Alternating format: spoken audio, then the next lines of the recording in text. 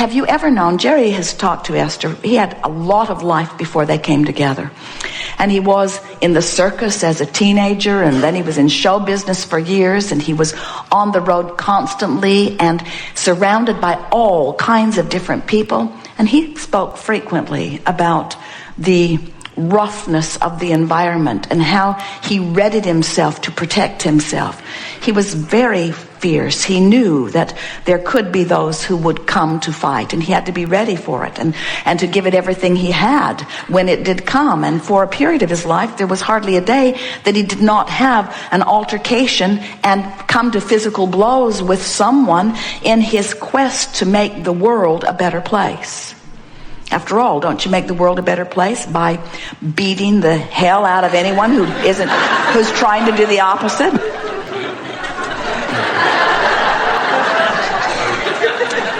So we want you to focus just for a moment on, and maybe you've had the same experience, where you actually come to this place of this physical action or altercation. And haven't you noticed that when things really come to blows like that, when there's action, physical action involved, that it's going to get way, way, way, way worse before it gets better? And what we're suggesting is, in your mind, just make a mental decision that rather than moving into that fist fight or that nuclear war or whatever it is, just draw back from the action of it. Just draw back from the action of it and just stay with us for a moment. Feel the diffusion of it. In other words, can't you feel the diffusion of the battle when even one pulls back?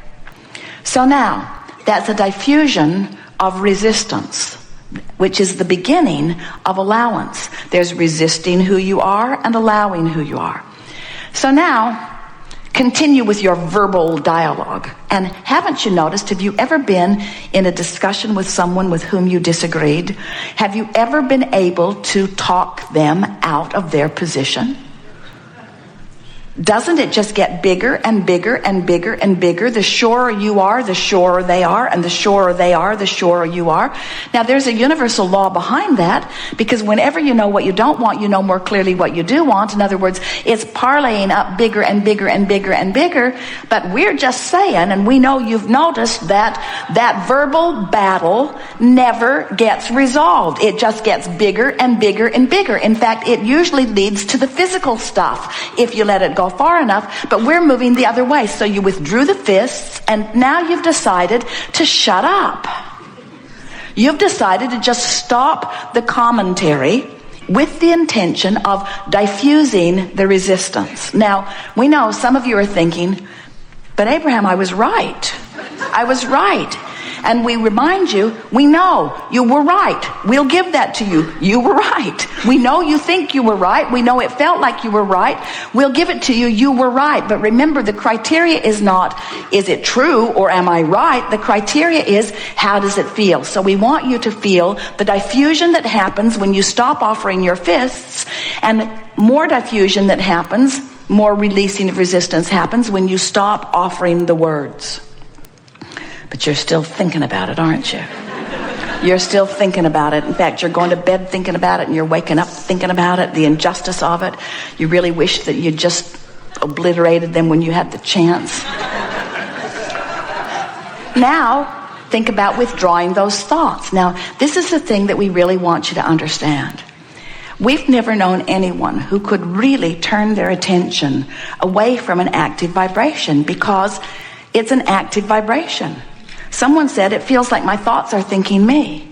So we want to help you to give yourself the benefit of the doubt and let yourself off the hook by acknowledging that when you've got something going on and it's really active in your vibration, you're thinking about it a lot, because you've been offering the vibration, you've trained yourself into the vibrational frequency of that, so that thought is showing up. Just like someone to fight with showed up in Jerry's experience every day when he was taking all of those jujitsu and all of those different self-defense. The more prepared he was for it, the more of it came to him.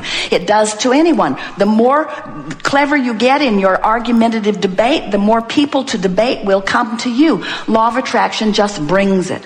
So you have to decide, and this is the thing that we really want you to understand, is that when you decide that you're trying to strike your pose of harmony with the new and expanded version of you, with the lifestyle that you've put into your vortex, when you decide that you're going to turn your attention in the direction of who you really are and what you really want, in your attention to something else, that vibration begins to fade away. So what we're really saying to you is that creation is about training yourself into vibrational patterns. And in the same way that Jerry made a decision finally, this fighting business is getting me nowhere. He decided that he was not going to fight anymore. And almost from the moment that he made that decision, not one other fight presented itself to him, because he deactivated it from his vibration enough that it stopped coming.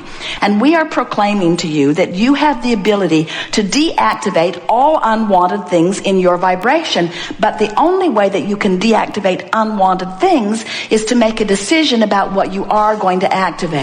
And the thing that makes it tricky for you is you cannot do it all at once. You can't just stop thinking about that. That's why we're sort of breaking it to you gently. We know most of you are not out there having fist fights, but we want you to think about action being an extreme vibrational patterning. By the time you're offering action about something, you've got a strong vibrational pattern going. And you've got a lot of strong vibrational patterns that serve you, but you have some vibrational patterns that don't serve you too. So cease the action as quickly as you can. Cease the commentary as quickly as you can. Do you know, if you would just make a decision to stop talking about those things that bother you, I'm going to stop talking about those things that bother me. I'm going to stop talking about those things that bother me. You would catch yourself more often when you're talking about those things that bother you.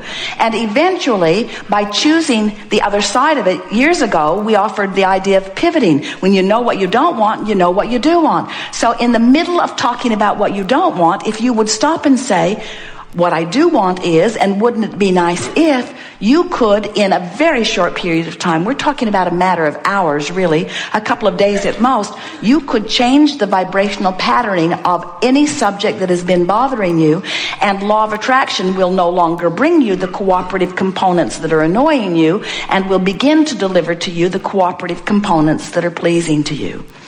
You live in a universe that is based upon vibration, and you are a veritable vibrational emitter. And you can control what you're emitting just like you can control what you do with your behavior. But it takes practice to do it.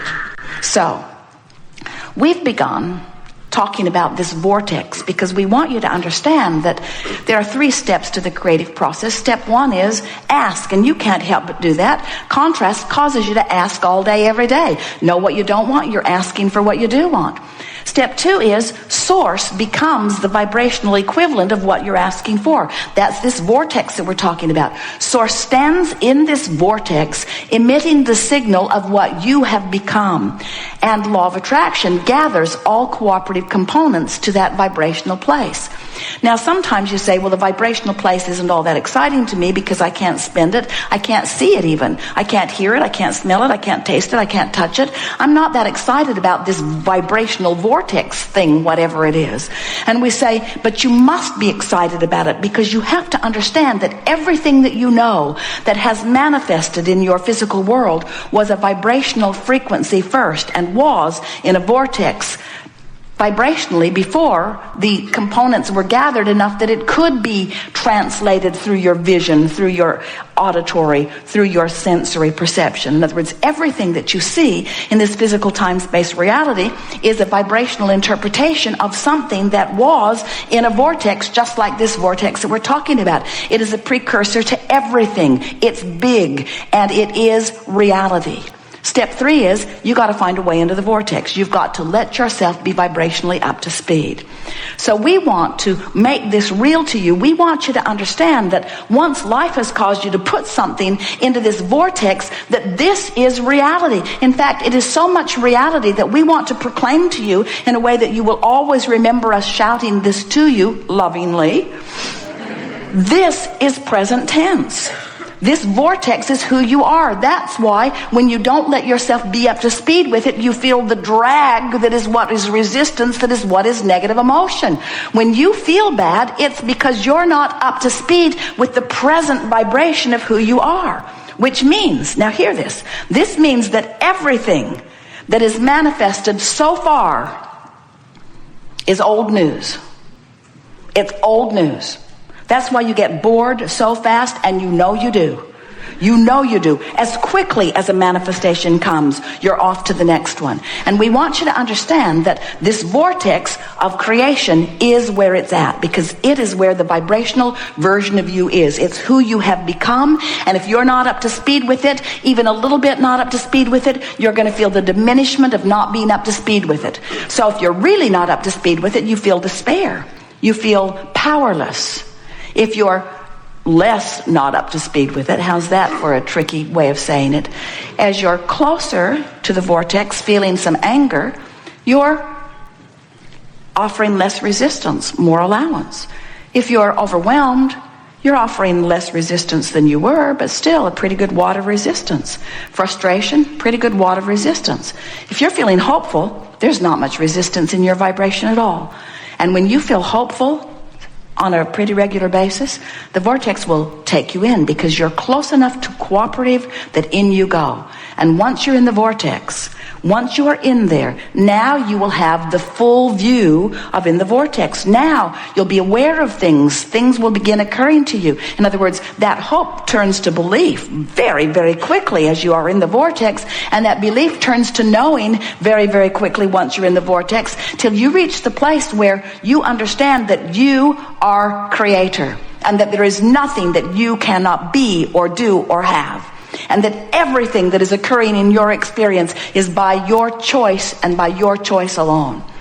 And so we are just suggesting that if you will make the way you feel a high, high, high, in fact the highest, in fact the singular priority, how I feel, nothing is more important than that I feel good, because nothing is more important than that I be in the vortex, because nothing is more important than that I be a cooperative component to who I have become, because when I'm not a cooperative component to who I have become, I'm not who I have become. In other words, doesn't that make perfect sense to you? You are creators. You didn't come to fix a broken world. It isn't broken. You came to explore it and to expand it. You came as eternal consciousness. So we want you to understand that as source energy, as we see you here in your physical experience, and you are giving birth to all kinds of new rockets of desires, we embrace those rockets and we hold steadily to the new place that you have carved out. We have access to the benefit that you provide, and then we stand as that steady signal so that you can find your way into alignment with it. Sometimes people say, so you're using us, eh? We're here doing all of this sifting and sorting. Sometimes they say, well, Abraham, why don't you come and be physical? Why don't you come and be physical? And we so want you to understand that that which you are is that which we are, and that which we are is that which you are.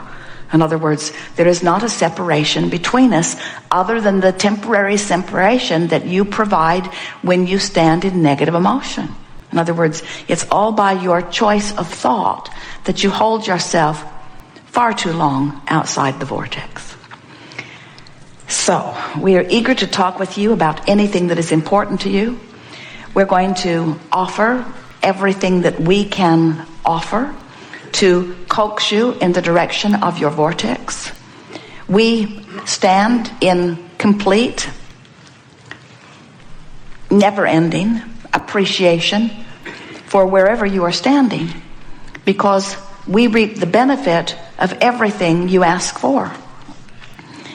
So some might say we do have the better end of this stick, because we stand in the place getting to receive the benefit of all of your sifting and sorting and expanding. But we want you to understand that this vibrational place where we stand, this place of love always, this place of constant knowing and appreciation, this place of riding the fastest wave into the new realm of expansion, it's there for you too.